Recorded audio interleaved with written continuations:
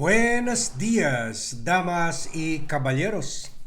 Today we are going to play a series of video showing the testimony of ICC Chief Witness na si former police officer Arturo Las Cañas na talagang pwede natin sabihin founder of or isa sa mga founding members of the so-called Lambada Boys, kasi nag-form yung grupo nila, yung sikat pa yung Lambada dance music, at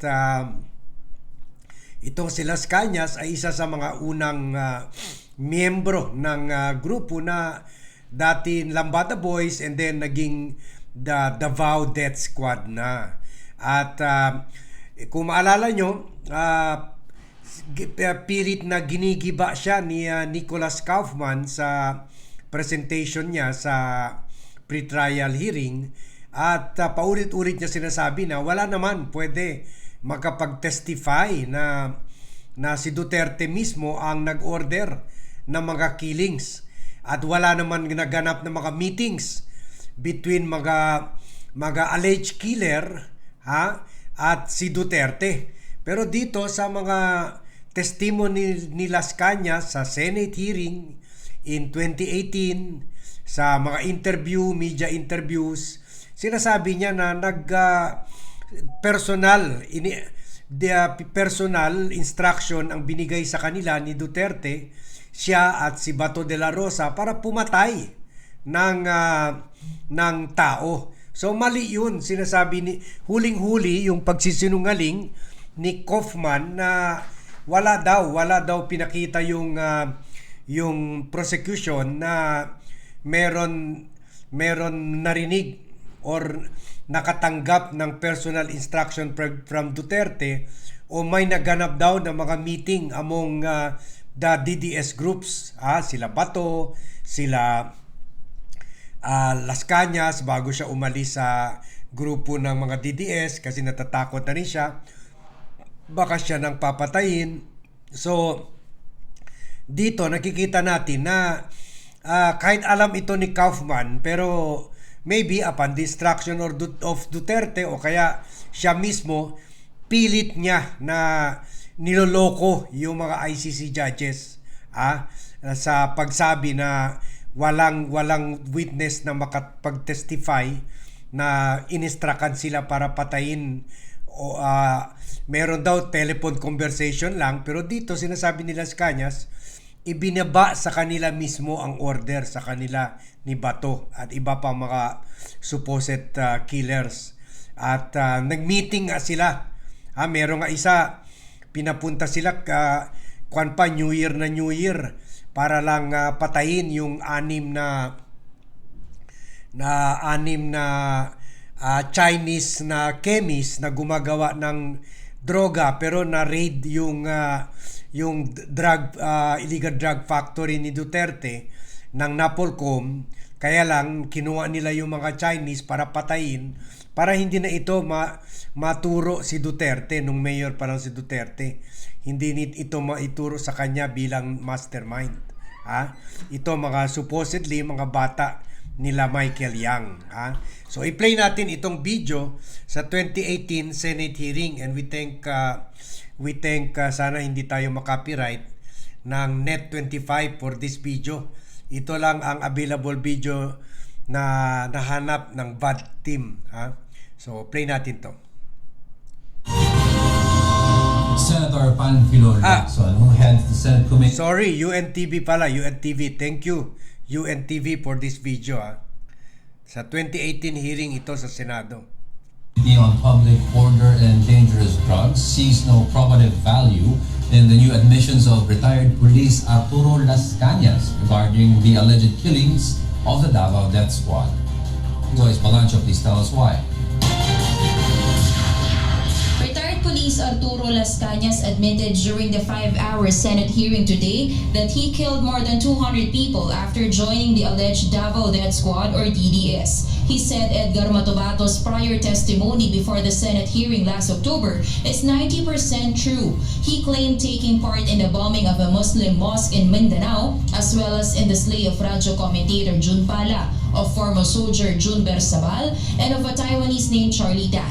He also targeted an individual who had a conflict with Mayor Duterte's son, Paulo. Las Cañas also admitted there were about 30 people who were accidentally killed during DDS. Las Cañas admitted there were also about 30 people who were accidentally killed during DDS operations. He confessed that even PNP Chief Ronald De La Rosa was ordered by then Mayor Duterte to take part in the killing of Felicissimo Conanan Jr. and his men. Conanan was said to be one of the most wanted criminals in Davao del Sur. Pumunta si Mayor and then kasama si City Director Pato De La Rosa. Dito, minura ni Mayor ang dalawa, pinagalitan, and then for almost an hour, umalis si Mayor. Pero ang instruction niya bago siya umalis, sa aming dalawa ni Senior Superintendent Pato De La Rosa, patayin nyo na yan. If the Senate needs proof, Las Cañas said he can show the Laod Quarry in Davao where they have placed the bodies of their victims, including the remains of Patasaha family whom they have killed also.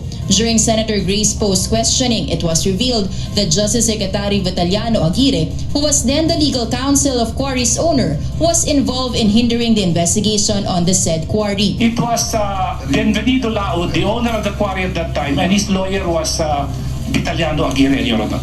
Some senators doubted the credibility of Arturo Las Cañas. Senator Lacson questioned how Las Cañas seemed to forget the name of the first person he killed while remembering every bit of detail of his encounter. Ito yung time pa na si Lacson ay DDS pa. Andun pa sa kampo ni Duterte. So play pa natin isa pang video na ito interview rin, I think interview sa Vera Files at na-vlog na natin noon.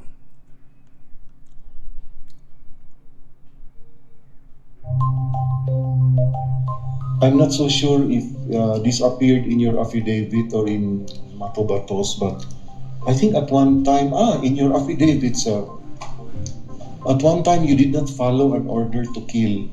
Yes, yes, Because the one that he wanted killed was Father Pete Lamata. yes. Why did he want to kill Father Lamata? Wanted to kill Father Pete Lamata because Lamata, during his homily, always attacked Duterte In his homily. in his homily. And Duterte wanted me to shoot Lamata. I said, Mayor Duterte, no. So yun, pati pari at ang order binigay direct kay Las Cañas. So ano pa sinasabi ni Kaufman na walang meeting between Duterte and the killers at walang meeting, walang instruction to kill. So itong klarong-klaro ito, pati pangalan ng subject of attack. No, we will use light. And he said, make it Pastor Arturo. That is 1 million. Father Pete Lamata, including Kibuloy, will be another 1 million. That is true. That is true. That's why I dilly-dallied the order with Jim Tan. I did not follow the order. But Sunny gave me 200,000 as operational fund. But the funding for Mayor Duterte, against Father Lamata, from Mayor Duterte, 1 million, and from Kibuloy is 1 million. So you dilly-dallied and until you never got to kill Father Lamata, no? Yes, until the time when Lilo, because it was the aftermath of the election. Yes. Yes. Yeah, I've heard of this, that Duterte was very angry at Father Pete Lamata. Usually, sir, he gets angry at people when these people criticize him, no? I think that's the same thing that happened with Jun Pala. Yes. Sir, another question. Were you at Laud Quarry when Leila de Lima and her investigators from the Commission on Human Rights? Okay, ibang topic na yan. So nakita nyo, pari, mga suspected killers, kahit sabihin natin suspected killers, pero or criminals, pero sa batas natin, you have to arrest them and give them a time in court. Tingnan nyo si Duterte, buhay pa siya at binibigyan pa siya ng chance na kumuha ng magaling na lawyer. Although ngayon nakikita natin bad decision yun kasi palpak na lawyer talaga si Kaufman. So yan sorry lang, medyo nagmamadali tayo kasi may lakad pa tayo after this pre-recorded vlog. Pero marami pa tayo ipa-play na video na ganito. So nakikita nyo na kaya ayaw nila mapunta sa trial proper. Ang dami ng delaying tactic kasi hindi totoo yung sinasabi na walang smoking gun. Ito isa pa lang Isa pa lang. Wala pa dyan si Motabato, wala pa dyan si Roina Garma. At sa tingin ko meron pa nakuha marami pang iba na mga former general, former colonel. Hindi pa lang muna nilalabas ngayon kasi wala pa naman trial proper. Gugulatin na lang kaya pilit ito. Kinukuha yung mga pangalan ni Kaufman. Dahil sinususpecha na siguro hindi sila natatakot sa mga kamag-anak ng biktima. Natatakot sila, di ba? Remember, sabi ni Trillanes, meron 50 mga colonels and generals na kasama rin sa EJK na hindi pa naisama as perpetrators, hindi pa na formally charged. Pero binigyan sila ng chance. Cooperate with us, testify against Duterte, or we charge you, we arrest you, and then we try you, and then we jail you. So sa tingin ko marami na doon. Baka meron na 5, 10 o 20 nag-cooperate na para in exchange hindi sila makasuhan. Bibigyan pa sila ng identity para to live in a safer place, ganun. Mas okay yun kaysa makulong ka for the rest of your life. So dito sila natatakot sa mga ito. So isa lang ito si Las Cañas. So all this shows na talagang baksak talaga yung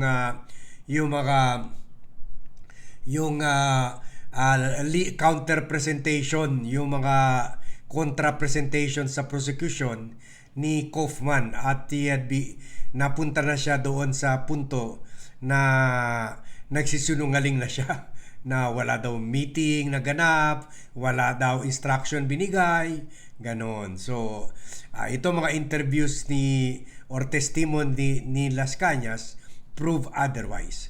So kung may time, later on magpe-play pa tayo ng other videos. So sana and again, thank you Vera Files and thank you UNTV. Huwag nyo naman kami i-copyright. We are using this for news purposes only and in the service of the Filipino people. Muchas gracias a todos and see you in my next vlog.